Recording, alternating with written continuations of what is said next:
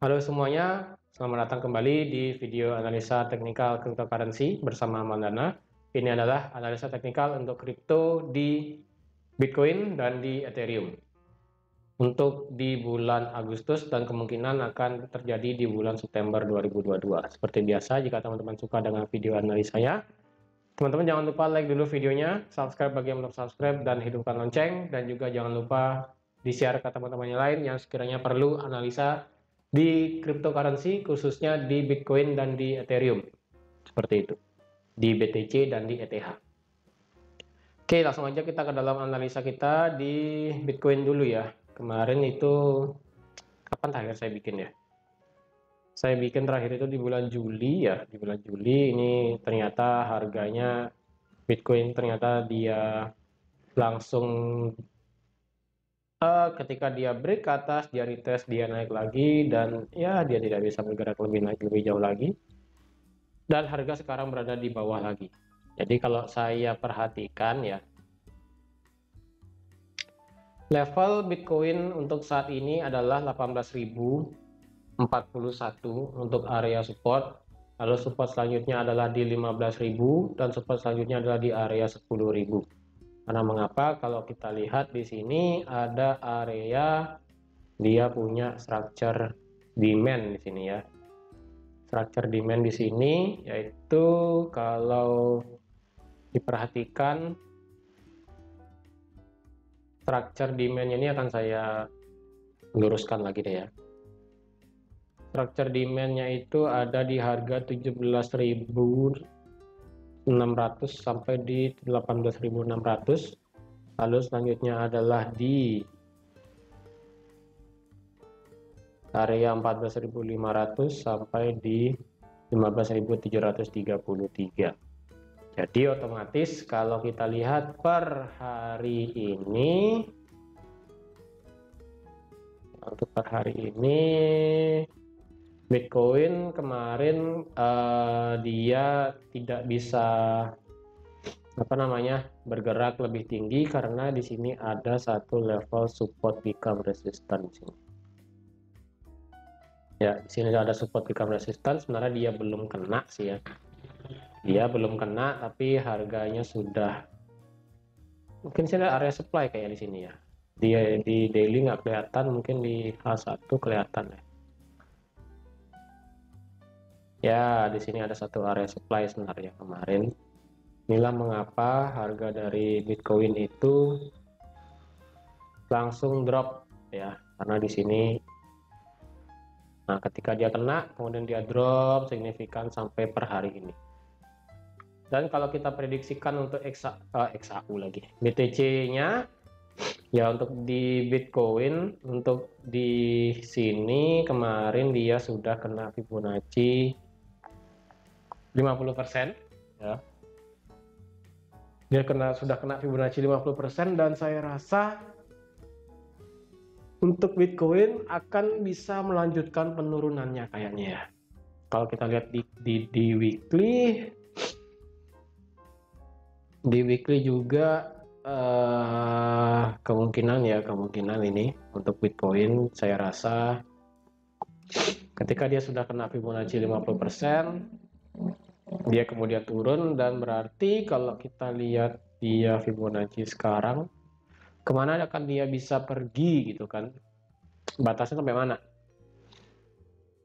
Kalau kita ukur, memang dia akan bisa ke Fibonacci 1272, yaitu di harga 15.000 sampai di 14.600, seperti itu. Itu target selanjutnya memang jika dia break ke bawah supportnya, seperti itu. Kalau kita analisakan untuk di sini, apakah kita ada garis trendline di sini? Ya, ini juga sudah ada trendline yang di break ya oleh market.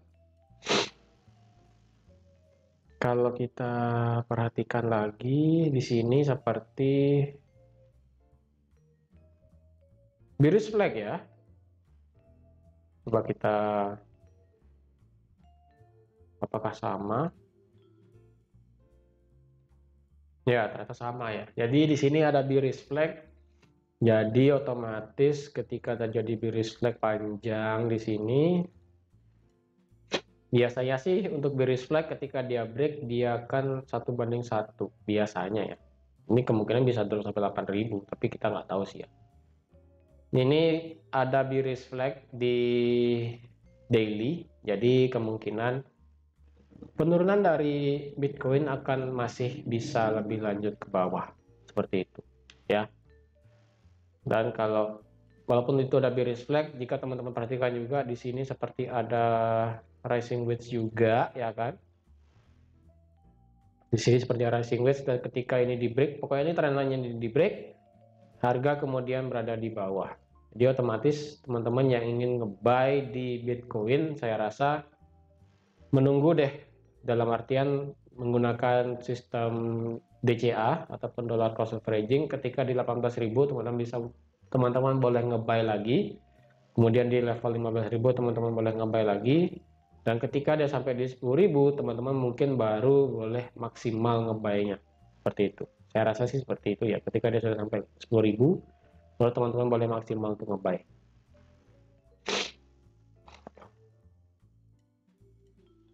Untuk yang trading di futures ya, untuk trading di futures itu, untuk yang ingin nge-sell di Bitcoin, mungkin biarkan harga Bitcoin itu naik dulu ya, biarkan harga Bitcoin itu naik ke area dia punya sideways, yaitu di sini di harga 21.000 ya. Jadi ketika dia sudah sampai sini, baru teman-teman boleh nge-sell. Nge-sell di sini, stop lossnya cukup di atas trendline ini aja, seperti itu. Ini sudah bagus sih, seperti itu untuk nge-sell sebenarnya. Tapi itu yang jangka pendek, untuk scalping untuk per hari ini, jika dia nge-break area 20.000, dia akan mengejar area 19.700, seperti itu. Oke, jadi gampangnya seperti itu. Untuk jangka panjang, Bitcoin, apakah dia bisa bergerak naik? Jawabannya bisa-bisa aja. Ketika dia kena support, kemungkinan dia bisa mantul lagi seperti ini. Dan juga ketika dia break area ini, area 22.000, dia akan naik sampai ke 25.000 lagi, seperti itu. Jadi alasan untuk Bitcoin sebenarnya yang penting support ini tidak di break, maka dia akan bergerak naik. Dan ketika harga ini di break ya, ketika harga ini 22.000 di break, maka kemungkinan dia akan mengejar harga 25.000, seperti itu.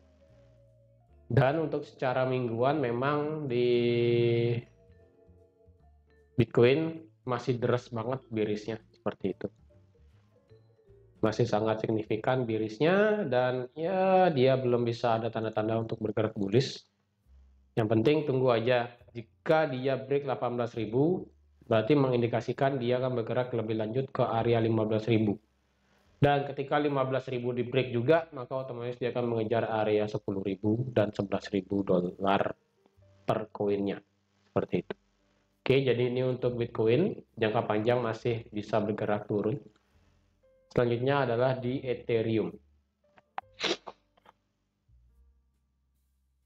Jadi di Ethereum sendiri, ini kapan saya analisakan juga ya, Juli ya.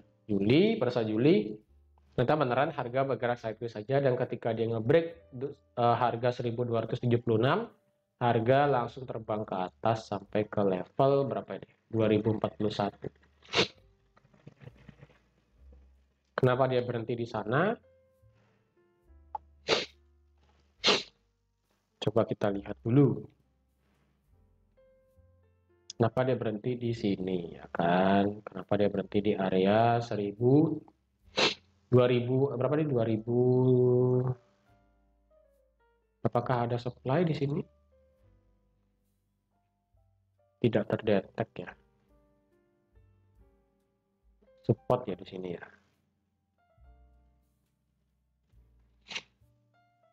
Oh iya, support become resistant di sini ternyata. Oke, support become resistant ternyata di sini. Yang dimana dia menjadi resisten, kemudian di sini menjadi resisten juga, dan sekarang harga turun ke bawah. Dan kalau kita lihat pergerakan Ethereum ini lebih mending daripada pergerakan Bitcoin. Biasanya kan pergerakan Bitcoin akan mengikuti pergerakan Ethereum, tapi ternyata untuk kasus per hari ini, dalam artian per bulan ini kayaknya ya. Per bulan ini harga dari Ethereum ini lebih bagus daripada Bitcoin. Ketika Bitcoin tadi lebih jelas, lebih terlihat ada bearish flag dan juga rising wedge yang dimana itu break ke bawah. Sedangkan untuk di Ethereum saya rasa dia tidak begitu banyak ada pola chart pattern, tapi kalau kita tarik Fibonacci-nya, dia dikena Fibonacci 38,2. Nah, dimana kemungkinan akan melanjutkan arah tren bearish-nya. Seperti itu. Overall sekarang untuk Ethereum masih bergerak bearish juga, sama seperti Bitcoin, tapi tidak terlalu kencang bearish-nya seperti Bitcoin seperti itu. Karena jika dia ingin bergerak turun, di sini ada satu area tahanan ya, di area 1400 ini, yang dimana ini merupakan area resistance become support, yaitu di harga 1300 sampai di 1200. Jika dia ini ngebreak ke bawah, baru otomatis Ethereum bisa turun lagi sampai ke harga di bawah $1000 per koin. Seperti itu. Karena di sini di daily jika dia memang bisa break area ini, kemungkinan dia akan mengejar area $1000 per koin. Seperti itu. Jika dia ngebreak area 2014, saya rasa baru nanti dia akan mengejar area support become resistance selanjutnya, yaitu di harga 2400 di sini. 2483 baru nanti di sana dia bisa 2480 ya. 2480 baru dia bisa turun lagi karena di sini dia punya support become resistannya seperti itu. Sekalipun dia nanti bisa bergerak naik, misalnya dia kena ini kemudian dia bisa naik, kemungkinan dia akan masih bertahan di sini. Tapi ketika dia break ini, dia akan mengejar ini sebelum akhirnya dia akan turun lagi. Seperti itu. Jadi untuk pergerakan Ethereum per minggu ini sampai minggu depan, bahkan sampai September kayaknya, jika harga per minggu ini bisa tutup di bawah 1250, maka harga dari Ethereum akan lanjut turun sampai ke harga $1000 per koinnya. Tapi jika harga malah mantul ke atas, kemungkinan dia akan mengejar 1700 sebelum akhirnya naik sampai ke harga $2000 per koinnya. Seperti itu.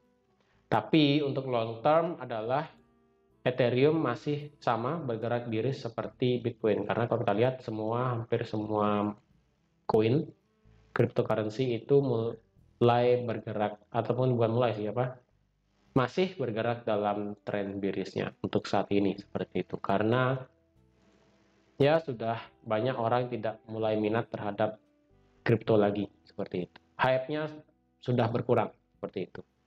Oke, jadi teman-teman sekian aja untuk analisa cryptocurrency pada video kali ini.